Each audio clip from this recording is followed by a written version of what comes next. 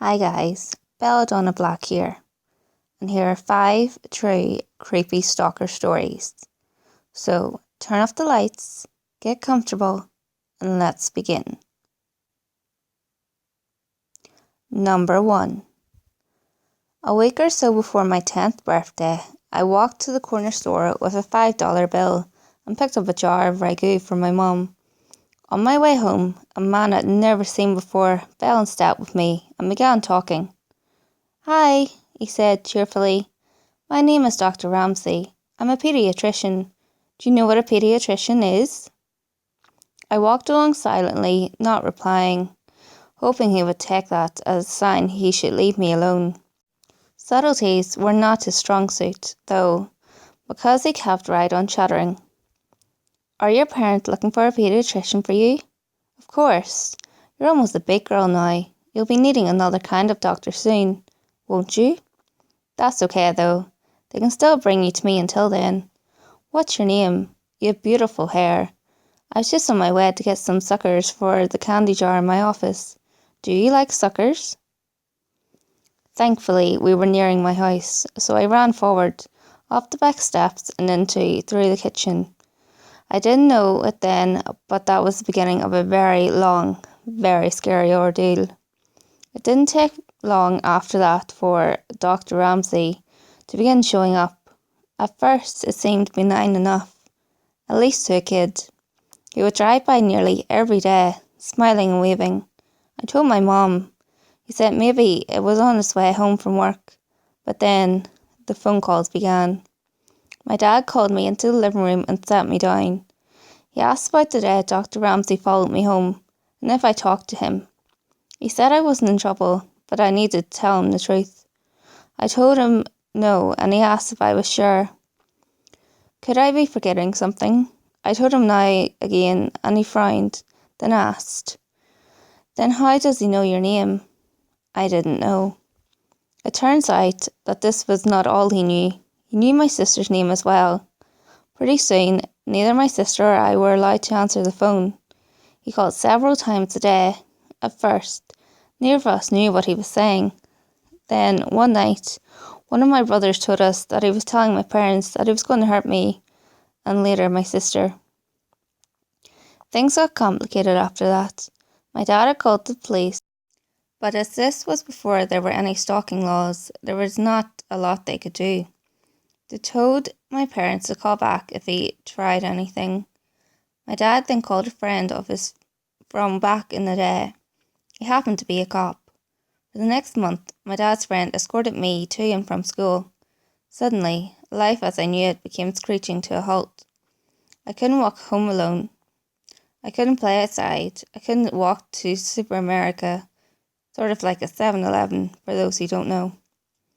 When access to me was completely denied, things escalated. It was around this time he began threatening my sister as well.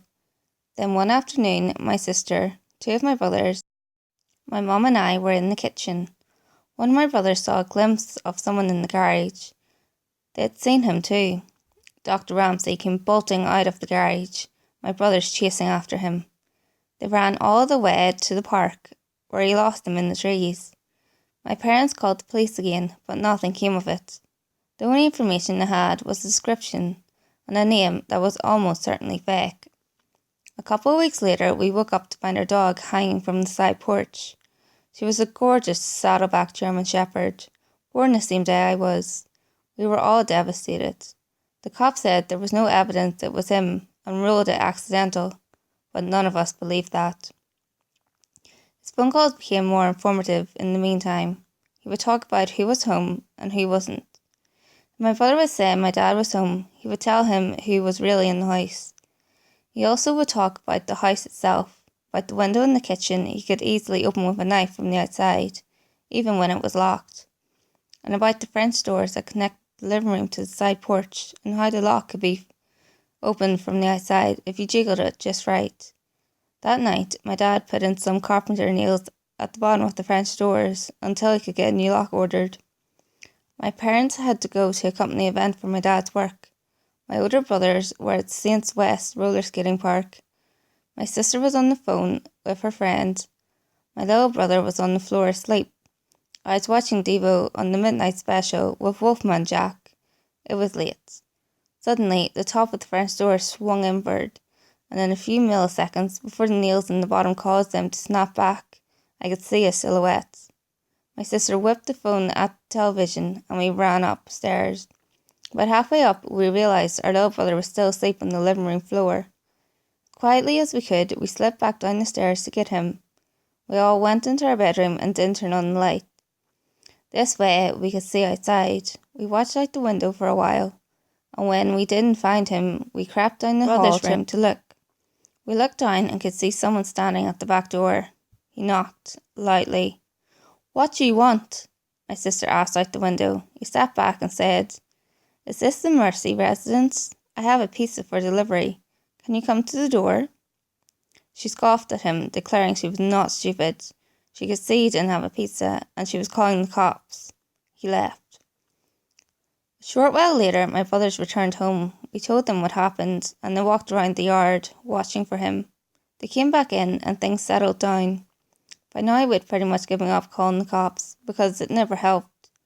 So we just went back in, each of us, except my youngest brother, still asleep, carrying a knife in the kitchen, just in case. Eventually, one of my brothers went into the kitchen to get a bowl of cereal as a snack.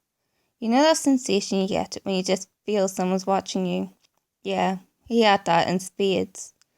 He kept looking around the kitchen, through the doorway into the dining room, at the windows. He didn't see anything, but he could still feel eyes on him, so he went closer to the door to try to see better. The kitchen lights were reflecting on the windows of the door. It had 3 rows of 3 windows, so he still couldn't see. He stepped closer, then closer again, until he was right up to the door, then cupped his hands on either side of his head so he could see. There, on the other side of the window pane, was Dr. Ramsey, smiling back at him. He turned to yell for my older brothers. When he looked back again, he was gone. Went out again to look for him, but didn't see him. The next night, we were at the table playing Crazy Eights, and my brother was restless. My sister asked him what's wrong, and he said he always felt like any minute now there would be a boom, boom, boom on a door or window. Almost immediately after he finished his sentence, boom, boom, boom on the window right behind him. In the chaos, the 2 eldest ran out, but he was already gone. A couple of weeks later, I was at school, and we were outside on the playground during recess. I swung upside down when I saw that now familiar blue Ford Galaxy cruising by, moving slowly. There he was, smiling and waving. He called out my name, and I ran to the teacher and told her. The school had been told all about him, and she took me aside right away and called my mum. That same day, my mum had gotten a call from the school office asking her to verify that my dad was picking me up, as he had called to say he was on his way. He wasn't. Not long after that, I woke up one night, thirsty. I went down to the kitchen for a drink, and there, sitting alone in the dark, was my dad. On the table, a gun. He was tired of the police waiting until Dr. Ramsey to try out something. He was tired of his children being terrorised. He was tired of being afraid every time he left for work that something would happen to us while he was gone. I sat with him for a while, watching before he sent me back to bed. These events and many more took place over a period of around 18 months. Then as suddenly as it began, it was over. He had vanished from our lives. The phone calls, the drive-by, with the creepy waves, everything. For a long time during and after Dr. Ramsey days, I would have a recurring nightmare in which I would wake up to find him standing over me as I slept. It took a long time before I felt like a kid again. I found out years later, when he was calling, Dr. Ramsey would tell my parents that he was going to rape and kill me, and later my sister, and that there was nothing they could do about it. I don't know what happened to him when he disappeared. I don't know if he was in a car wreck, or locked in prison, in a coma, but sometimes I wonder if the wait ended for my dad when he was sitting in the darkened kitchen one night. I don't know, and I'm not sure I want to. Number 2. I bought a new house in the small town of Winthorpe. The house was cheap, but the most important part was that I needed to get away from the city. A few months ago, I had a run-in with a stalker. While I had managed to get him arrested, I couldn't shake the feeling of eyes just constantly watching me. I felt like there was eyes everywhere, at home and on the street. So I decided to move out into the country to somewhere where less people, just for the peace. The house itself is big and somewhat old, but otherwise very welcoming. The agent who introduced me to the house had been required to mention that a serial killer had lived here in the past, which was why the house was so cheap. However, he, and later, my next door neighbour Sarah, both told me to pay the thought no mind. 4 other owners had lived in the house since then, and all of them were happy with it. I loved the house. Its interior furnishings were beautiful and very comfortable. The people of Winthorpe were friendly, often bringing over freshly baked pastries or inviting me over for dinner. Get-togethers, they said, were the key to making sure everyone who lived in Winthorpe loved it there. Yet, after a week, I stopped loving it. The feeling of someone watching me returned, worse than before. I tried to ignore it, but soon I started losing sleep. Giant bags grew under my eyes, and I began yawning almost as much as I breathed. Sarah was kind enough to let me stay in her house for a few nights. It was during this time that I heard the legend of Forrest Carter, the serial killer who had lived in my house. While no one knows his exact kill count, Carter, also known as the Winthorpe Peacock, was a man with extremely severe case of narcissism. Legend said that he couldn't fall asleep if he didn't feel like he was being watched. He was finally arrested for putting up a scarecrow to watch him during the night. Only it wasn't a scarecrow. Carter murdered a 17-year-old girl just so her corpse could stare at him. The story gave me shivers, and after I went home, I felt like there were hundreds of pairs of eyes just watching me no matter how I turned. Today, however, was the first day that I acted out. I was cooking breakfast when I felt the eyes. Instinctively, out of fear, I threw the kitchen knife, which lodged itself into the wall. As I pulled it out, I found myself staring at a pair of eyes, pickling in formaldehyde. I've been watching the police peel away the drywall of my house for hours now. So far, they found 142 pairs of eyes in little glass jars. The scariest thing is, each and every one was staring at me. Number 3. A couple that bought a Westfield home for $1.3 million claimed in a lawsuit filed in Superior Court that the prior homeowners never told them of mysterious threatening letters that had been sent to the home. The first frightening letter came 3 days after the couple purchased the township home in June 2014, a dream house for themselves and their children. "Why are you here? I will find out," read part of the letter that was mysteriously sent by somebody identifying himself as the Watcher. "My grandfather watched the house in the 1920s, and my father watched it in the 1960s. It is now my time," the letter states. According to a lawsuit the couple filed in the Superior Court in Elizabeth earlier this month. The letters continued, becoming increasingly disturbing. According to the suit, which the couple says the prior owners were aware of, the Watcher. Just days before the closing, on May 24th, 2014, previous homeowners received a letter from him, but never disclosed that information, according to the suit. So distressing were the messages that the new owners never moved into their dream home and were now trying to sell it without success because potential buyers are scared off after hearing of the messages, the suit states. The couple is suing the prior owners, claiming that deliberately withheld knowledge of the Watcher over fears of losing the house sale. The couple is also suing the Chicago Title Insurance Company and the Watcher, though no real name or address is mentioned for him. According to the court papers, the Watcher claims the right of possession or ownership or control of the house. In the letters, he refers to the prior owners by name and identifies the house by street address. The names of the current and the previous owners are being withheld by New Jersey Event Media, along with the address of the house, for safety reasons. "I am the Watcher, and I have been in control of the house for the better part of 2 decades now," the letters quoted saying.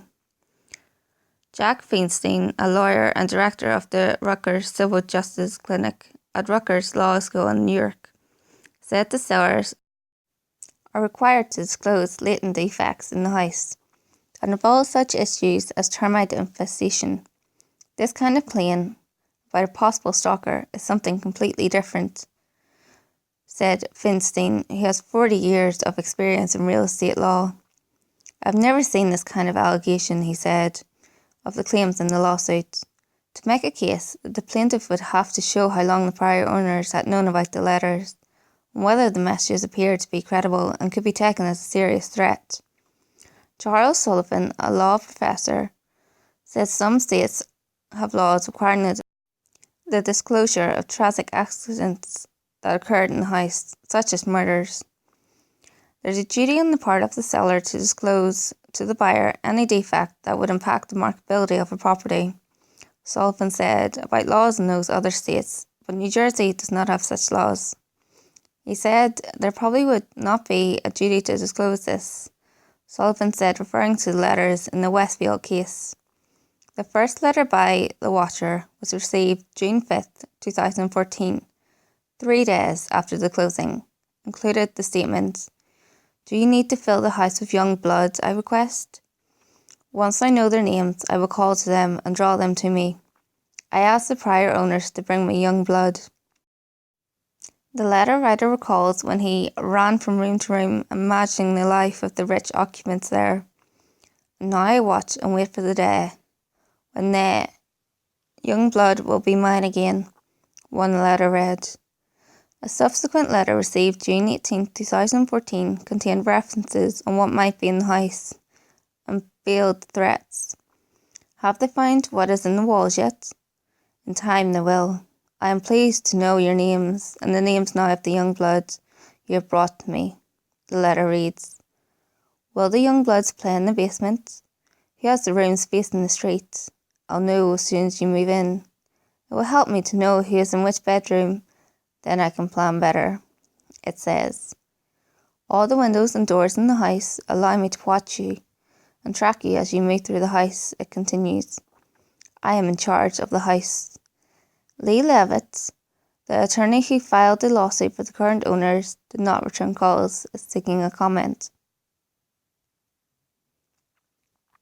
Number 4.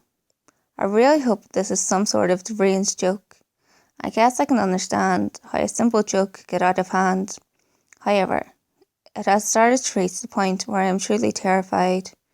I don't think I fit the standard victim profile in a stalker case. First off, I am a big guy, 6'3", 205 pounds to be exact, and I was a member of the university football team before a season-ending injury. I keep to myself and like to think I lead a pretty simple life. These days, my life basically revolves around school, work, my girlfriend, and video games. Someone has apparently taken an interest in me. This isn't your standard case of stalking either. It is not a crazy ex-girlfriend or some deranged admirer making a pitiful stab at friendship. This is something much, much darker. It all started a few weeks ago when my cell phone started ringing with calls from a blocked number at odd hours of the night. At first I only encountered silence during these calls, but my stalkers seemed to gain confidence with each call. Over the course of past months, silence turned into heavy breathing, which evolved into him speaking to me. The conversations are always the same. Here's an example of a call from a few days ago. "Hey, you need to stop calling me," I demanded, immediately upon answering the call. A low voice responded, "Won't you please come outside and play?" Ignoring the question, I say, "Who is this, and who gave you my number?" His voice changes, and he shrilly cries into the phone, "Please, please, why won't you come outside and play with me?" At that point, I hung up. I was not going to play games with this guy. I even called my cell phone company and had them give me the new number. A few days passed, and I thought I had lost the guy. No such luck. Yesterday morning, I found a picture of a clown holding a hammer taped to the front door of my apartment. My apartment door, the actual door to my apartment. That means this sick fuck knows where I live and was able to get inside the apartment building. On the back of the picture, written in red lipstick, it says, "I miss our phone calls. I'll be waiting for you to come out and play." I called campus security and police, and they played it off as a Halloween-inspired prank. They told me to contact them again if it escalates beyond that. Well, it has escalated for sure. Last night, I left my apartment around 11 p.m. There was a guy in a grotesque clown suit sitting in the trunk of my car. I started to approach him to settle this once and for all when I saw that in his hands he held a huge machete. I turned around and sprinted back into my apartment and bolted the door. I immediately called the police, and thank God I'm on the third-story apartment. Unfortunately, my stalker was long gone by the time the police arrived. However, the police did tell me that there have been reports of clients wielding weapons all over the southern parts of California. They told me to keep my guard up and to call them again if any more problems. As soon as they left, my phone rang again and a blocked number popped up. I decided that I needed to take control of the situation. My stalker got his pleasure from being in a position of power. With renewed confidence and a plan in mind, I answered the phone. A gleeful voice greeted me with, "Aw, why did you have to call the police? Don't be afraid. I just want to play."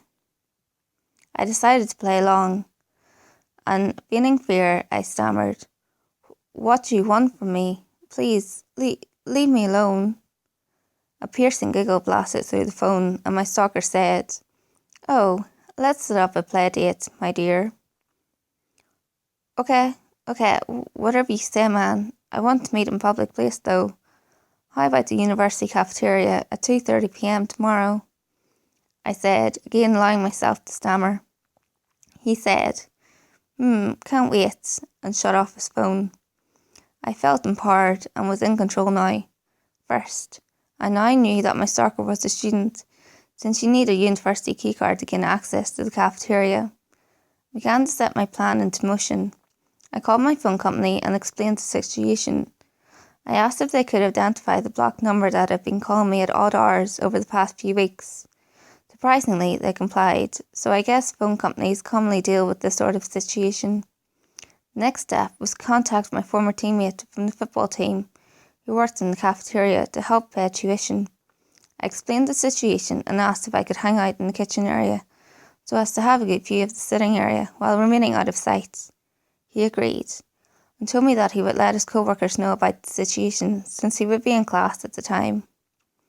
The next morning passed slowly as I anxiously waited the moment of truth. I was thankful that my girlfriend and I did not live together. First, it might have made her a target of the stalker, and second, she probably wouldn't have agreed with how I planned to deal with my stalker. In any case, I finally wrapped up my morning classes and set up shop in the kitchen of the cafeteria. My teammate's buddy even set me up with a kitchen smock and hairnet to help me blend in. My heart began to beat furiously as 2:30 p.m. neared. I tried to remain inconspicuous and pretend like I belonged in the kitchen. At 2:30, I snuck a glance out into the seating area, but was disappointed to see no one sitting out there. The cafeteria closes at 2:30, so it is usually empty by that time, which made it perfect time to identify my stalker. At 2:40, I snuck another glance out into the cafeteria. I was about to give up until I saw a figure sitting in the dark corner of the cafeteria. That was him. I knew it. My heart began to race, and I started to lose confidence in my plan until my friend came up to my side and said, "Is that the sicko that's been messing with you? You gotta fuck this dude up." With renewed confidence, I opened my phone and dialed the number that the phone company had given me. After 3 rings, I saw the figure raise his phone to his ear and heard a soft voice say, "Hello?" through my phone. I had him, but I couldn't see him. I needed to be able to see his face, so I turned to my friend and asked if he could do me a favour.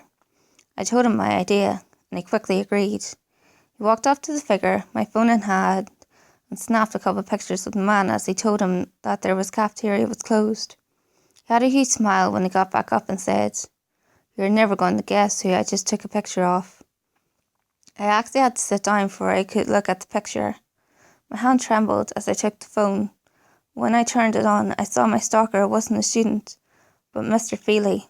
My goddamn sociology professor from freshman year. What the fuck? I reeled in confusion. I had been expecting some twisted social reject, but instead I got an accomplished professor that I had earned an A- from. I decided to abort my plan and headed back home. That night, I received another call from my stalker, who I knew to be Mr. Feely. He said, "I am so upset with you. I even wore my best outfit today. I think your girlfriend has been distracting you, but luckily, I'm at her house right now." My heart sank, and for a moment I stood frozen in place. I then sprinted out the door and drove as quickly as I could to my girlfriend's house. The back of the house was in flames. I jumped out of my car and burst through the front of the house. I found my girlfriend lying crumpled on the floor in the hallway, just outside her bedroom. I picked her up and carried her out into the front yard. Thank God she was still alive, though breathing very lightly. The police and ambulance eventually arrived, but I told them none of what I knew. I was going to deal with this myself. It was time to put my plan into action. I parked my car in the alley behind Mr. Feely's house and crept around to the front. I rang the doorbell and then sprinted away and hid behind a row of bushes. I saw Mr. Feely answer the door and called the number I believed to be his while blocking my own number. I had to be sure. "Mr. Feely?" I asked. "Speaking," he said. "It's time to play," I giggled. I then slipped into the grotesque clown suit I bought earlier that day. The plan was in motion. I crept around the back of his house and kicked in the back door. I called out, "Mr. Feely, oh Mr. Feely, come out and play." I found him cowering in a corner, phone in hand. "You're going to pay for what you have done," I said. He let out a blood-curdling scream, and as I raised my crowbar and brought it down upon his head with a sickening crunch, blood pooled around his body, and as I left the room to search the house for any evidence of the clown suit I had seen, but found none, I quickly changed out of my clown costume and threw it along with the crowbar in a garbage bag, which I dumped in a random trash can. I immediately drove to the hospital to be with my girlfriend. She had inhaled a great deal of smoke, but the doctor said she would recover. I held her hand, grimly satisfied that I had done what a man should do: protect himself and his girl at all costs when threatened. At that moment, my phone rang. I looked down, and a chill ran up my spine when I saw a blocked number. I answered the phone, and a voice, drunk with glee, said, "You were a great playmate. Thanks for playing my game." I ran into the bathroom and vomited when I realised what I had done. Number 5. You know who still listens to the radio? Crazy people. Like 50-year-old trucker from England named Knowles proved this recently when he harnessed the awesome person-to-person communication possibilities of the FM radio format to circumvent a restraining order. He earned that cease and desist being a creep letter by virtue of stalking a woman, let's call her Kat, with insistent texts and phone calls after she broke off their 3-month affair. The court demanded he stay away from her for 5 years, but Knowles devised a brilliant workaround when he began texting dedicated requests to DJs at London's Smooth FM. The creepy messages, some of which were read on air, described the victim as his future bride. Because as stated earlier, no one listened to the radio. It took a while for people to catch on to what was happening. After a friend who was familiar with the situation heard one of the dedications read on the show, Lynn Parsons, in the morning, she contacted the victim, who immediately went to the police. Who still listens to the radio? An investigation revealed that Knowles had sent 10 dedicated requests. There was no way of knowing which ones, or how many of them actually made it onto the air. Among some of the creepier messages police uncovered: "Hi Lynn, could you say hi to the beautiful cats? We'll see you later for coffee. If possible, could you play some Take That? Hi Lynn, could you please say hello to a couple of friends, Derek, Knowles and Kat? Hope they're still together. Could you say hi to Derek and Kat and ask him if he's asked her to marry him yet?" In another, he pretended to be the victim and sent himself a get well. Sticking to the official creep code of honour, Knowles decided to present himself in court. He was sentenced to 6 months in jail and suspended for 2 years, along with 100 hours of unpaid work. Hi guys, if you like this video, give it a thumbs up, leave a comment below and subscribe to my channel. Also, you can check out my Facebook page and my Twitter. Both links are found in the description below.